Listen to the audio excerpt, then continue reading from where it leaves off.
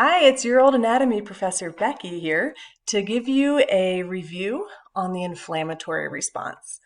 So, one of the first things that I want to remind us of is that the inflammatory response or inflammation is actually part of the body's innate defenses.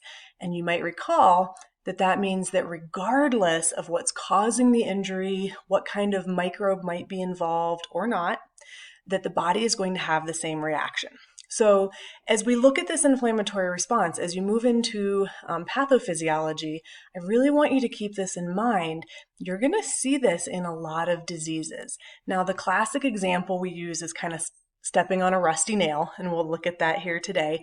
But what you're going to find in pathophys is that inflammation is actually a part of a lot of I would say chronic conditions, right? So even if you think about something like heart disease, atherosclerosis, there's an inflammatory response going on. So it's really important to understand this, not just for acute injury, but also for some chronic conditions. So here we are. Let's look at what happens when we step on this rusty nail. So when the injury happens, the immediate response that you're going to see is vasoconstriction, a blood vessel squeezing down to prevent blood loss. This is going to be a very short-lived response. The other thing that's going to happen here are these mast cells. These are essentially basophils, but they're releasing chemical mediators. Particularly, we tend to focus on histamine.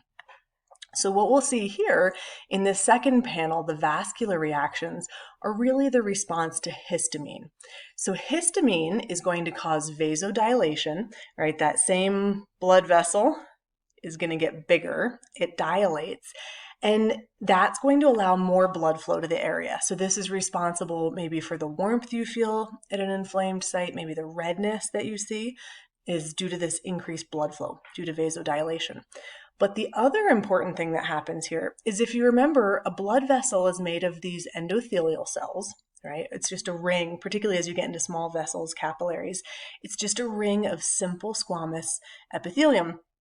And all of those cells, remember, they have tight junctions. They're held very closely together to make sure nothing seeps out. But what's going to happen during this vasodilation, right, is that those junctions kind of come apart and these vessels become leaky. So we have vasodilation and then also leakiness. And these are really important for getting white blood cells to this site of infection. So here we see neutrophils, macrophages will do the same thing, actually squeezing themselves out through those gaps between cells into the site of injury. And then here we see this yellow is trying to indicate plasma. And so you get all this plasma and all these white blood cells, and this is what's leading to the swelling, to the edema that we see as part of inflammation. And so edema is really all of that plasma.